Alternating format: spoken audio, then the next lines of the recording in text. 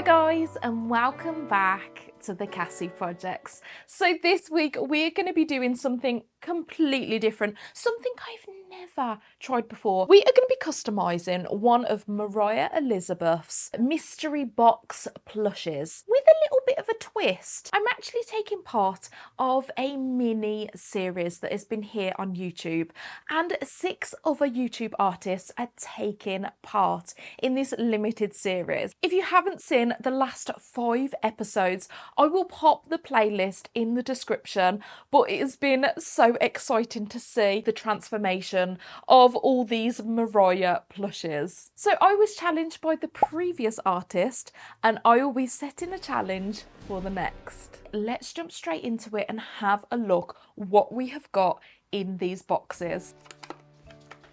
Oh, the first one is strawberry, and the second one we've got is the wonderful Bumble Bear. I'm so excited. They are both adorable. This berry-licious bear has a heart as sweet as ripe strawberries. With her fuzzy pink fur and adorable strawberry top, Strawberry's adventures are always filled with fruity fun and sweet surprises. This bumblebee bear-inspired monster has been adorned with the dazzling splashes of rainbow. With her vibrant rainbow unicorn horn, she's ready to sprinkle her magical touch on everything in her path. I'll only be making over one plush today, so the plush that I am going to choose, drum roll please,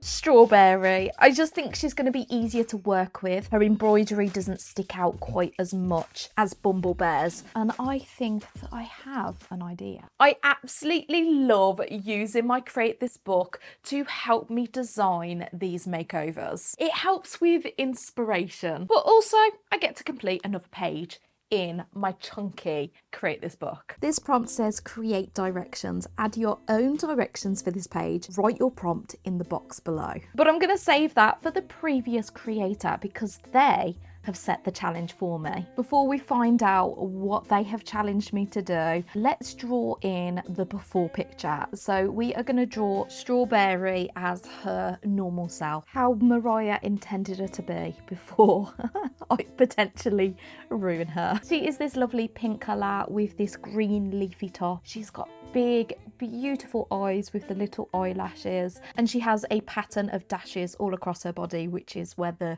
strawberry seeds would be. Let's see what Chantel has challenged me to do. Hey Cassie, last time we collaborated I gave you a pretty difficult colour palette, so this time you're choosing your own. In your vlogs it's always super inspiring seeing how much you love being outside with your chickens and gardening. So I would like you to create a cute little farm themed plushie. To have a little piece of myself in there, I'd like you to include a tulip somewhere, as they're my favourite flower to draw. I cannot wait to see what you create. That is so exciting because you know I love my farm animals. I have some beautiful chickens in my garden. In fact, should we go see them?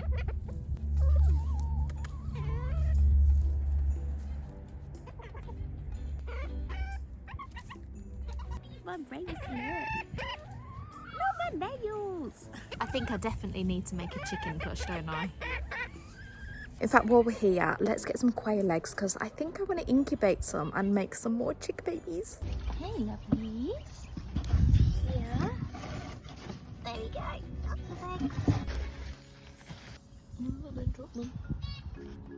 Here, a little look. Yay!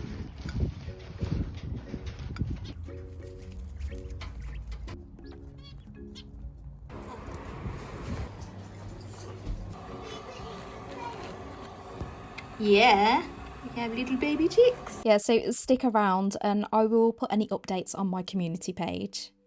We're going to start off with the strawberry shape, of course. And that lovely leafy top is perfect because that is going to be the chicken comb. We're going to keep those embroidered eyes, but we're going to have to change that nose. We're going to turn that nose into a beak to make it look like a chicken. And to give her this cute cottagey vibe, I'm going to give her an apron to wear. We're going to have this little apron with pockets, and we're going to fill the pockets with eggs that she's collected. And of course, that little side challenge where she's going to hold a tulip. The first thing we need to do is get rid of those ears because chickens don't have ears. Well, they do, but not like normal ears. Genuinely, what are we doing? We are looking at chicken anatomy. We are going to teach the world about chicken ears. Tom, do you know where a chicken ear is? Next to that little fluffy bit there. So I was right. Yeah. So that little fluffy bit there on the is side your of the ear, face. isn't it? That's a funny little ear. It's got little fluffy ears. Should we have a look at Kirby's ears? Hey, dinosaur. Look, I'm stroking your ear. They're not on top of your head like strawberry, are they? No, they're little fluffy things. Anyway, should we put you back to bed? Sorry to wake you. Look at this. Now sleep. So we are going to chop off those ears. I was a little bit worried, but amazingly I didn't cut into the seam, so we can just cover that up with paint. Then I'm going to use a Posca marker to just draw the line of that apron on there, and I was quite impressed with how straight I drew that line.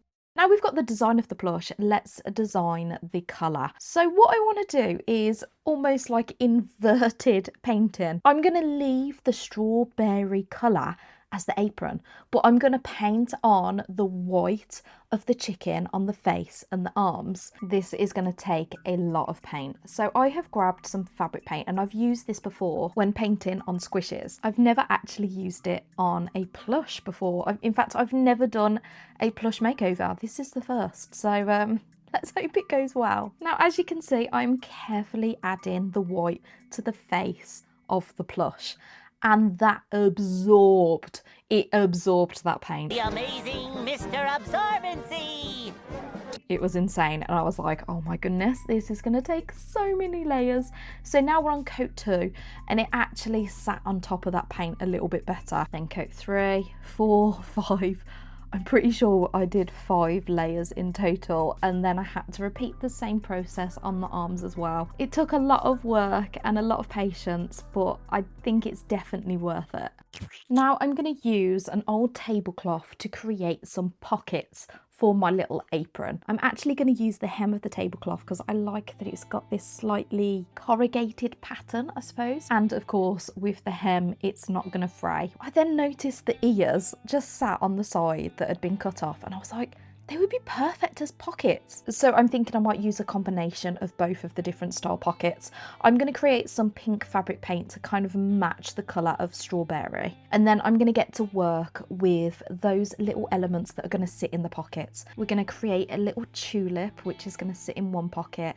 And of course, those little eggs. Now this tulip was just like a side task, a little element of the challenge, and it actually turned out as one of the hardest parts of this challenge. Creating a miniature tulip out of air dry clay was insanely hard, but I managed it and I think it looks all right. And then I've got to create some tiny little eggs, which again was a challenge in itself.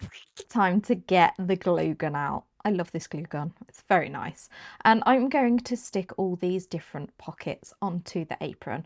I decided to go with one of the ears as a nice big pocket where I can store the eggs. And then I'm going to use 3 extra pockets that I made from the tablecloth.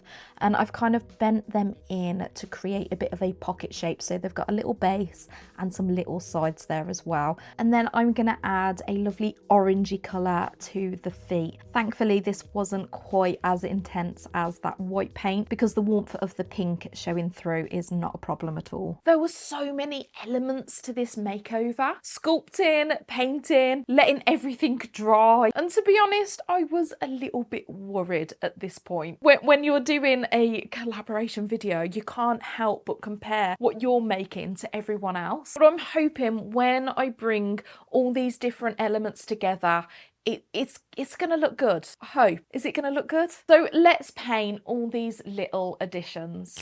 First, I needed to add some gesso to each of these little sculpted pieces, and this is when I realised like my fingers felt like sausages trying to hold these tiny little items and painting on the quail legs.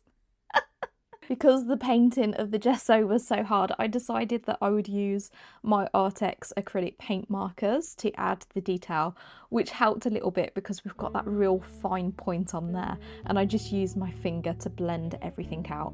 We've got a lovely blue egg, and we've got a normal kind of tan egg. I know it looks a little bit orange right now, and we're going to do a white egg, but again, trying to paint on these quail eggs was just impossible. I'm just trying to dab as much paint on them as I could. I'm adding flecks of green to that blue egg and lightening up that orange egg at the moment. Then back to those blooming quail eggs. I added all those tiny little black spots on there, and they've actually turned out to be my favourite thing of the entire makeover.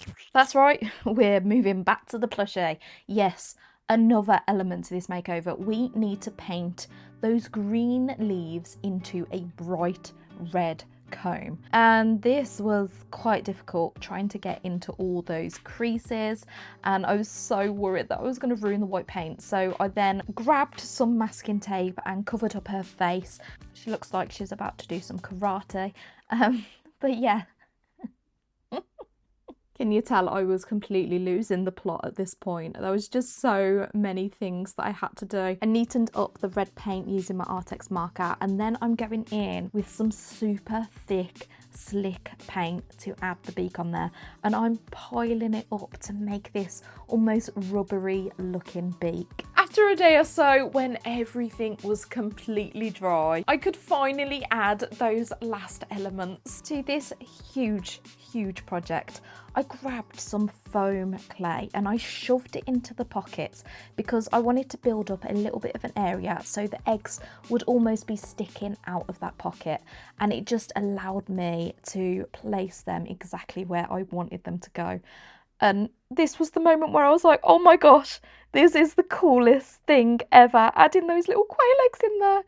It was adorable. I added a bit of foam clay into the other pocket so we could shove that tulip into it. And there it is. Oh my gosh. I just love her so much.